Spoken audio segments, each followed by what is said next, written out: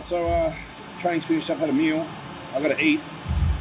I got to eat a lot more food because I watched Jimmy. He's put on a lot of size since I last seen him. But yeah, Jimmy's up here from Central Coast, works out of Sydney.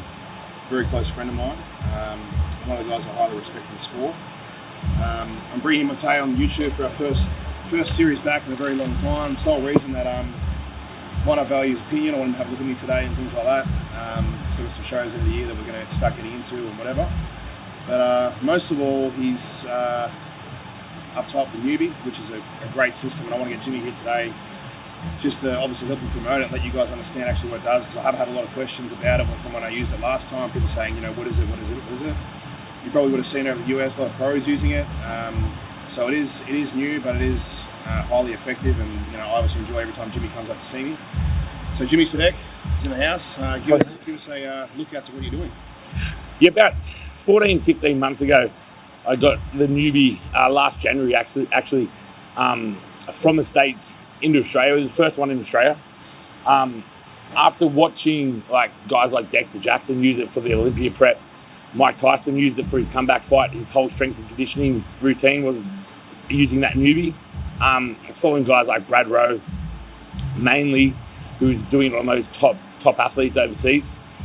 Since bringing it in, it's just evolved, as in, after I got it, it actually blew up in the States. They offered like a finance option for the machine. So it populated throughout the States, which gave a lot of people viewing of the Neubi. So we kind of knew about it. They kind of saw other people use it as I got it, which helped me push it out to people here. It took me about 3 to 4 months to get my head around it. And since then, it's just blown up here. I want to go to the workout today. Yeah.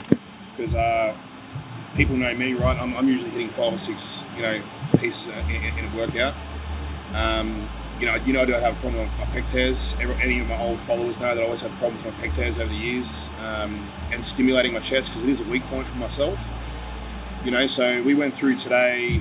We started off on a supported fly, flat press, and then it finished on a cable flat press as well. Yeah, cable press, yeah. Yeah, and then we moved into a side raise for shoulders. So the exercise selection was a lot less than normal.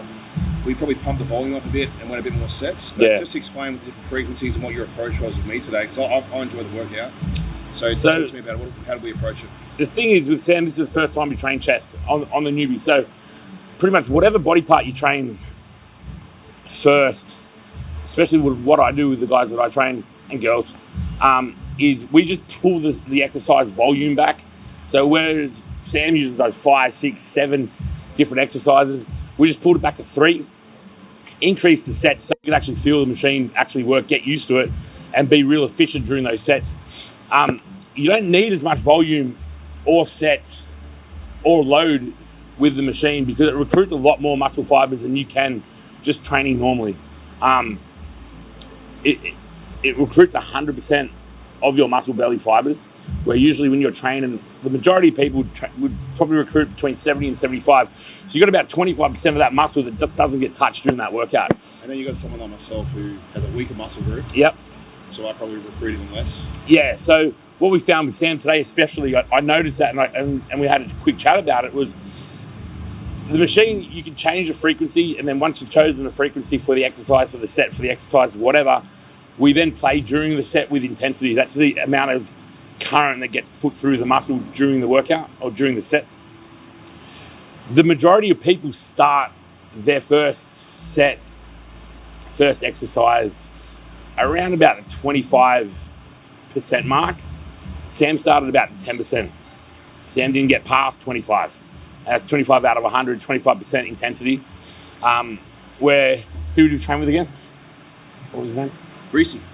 Where Reece finished the workout at about 80%. Okay, so Reece has got a fucking huge chest, has good natural connection with it. It's a dominant body part of his, and the machine kind of told me that, so I could push him hard. With Sam's chest, we could tell that, okay, there's a connection issue there, which makes a lot of sense due to his frequent tears, which is by no fault of his own, but Like there's different ways to build muscle. One of them is you got to lift heavy weight, unless you have a genuine, really good connection with that muscle. So we said what we say. Your strength is Sam's blessing and curse.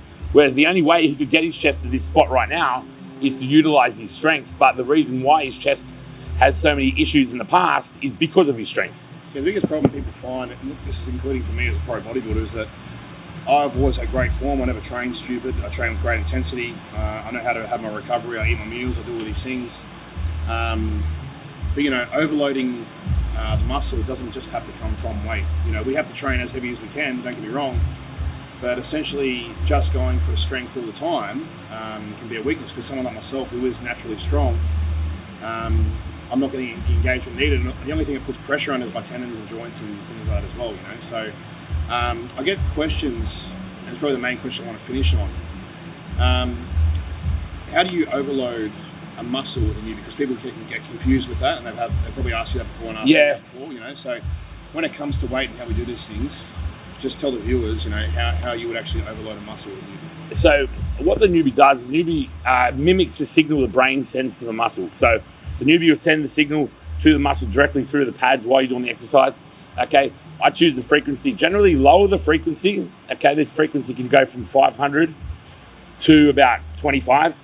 Lower the frequency is harder the contraction. So we can pick a weight that's relatively light, say 20 kilos each side on the machine, and with a low frequency, but I crank the intensity, we can make that weight feel like it's 100 kilos, but then saving the joints. And by enacting 100% of the muscle belly, the whole muscle is getting utilized. There's no weaknesses through the belly of the muscle, okay? And the whole muscle fires with a hard contraction from the machine. Jimmy, it's always a pleasure to see you. You too. I love his little rock star shifts up here at Iron Asylum, but guys, he is working, and we are, Reece is from Darwin, so Jimmy's he kills up there, he kills it wherever he goes, So he does travel, but he is based out of Sydney. All his contact credentials will be online. But just before we go, bro, give yourself a shout out, so like Instagram, Facebook, wherever anyone can find you. Instagram, it's WWJDPT. What would Jimmy do? Also, I work out at Riley's gym in Sydney, Seven Hills. But yeah, just contact me through Instagram. It'd be fantastic. Thank you, Sam. All right, guys, episode 1 back at it. Until next time,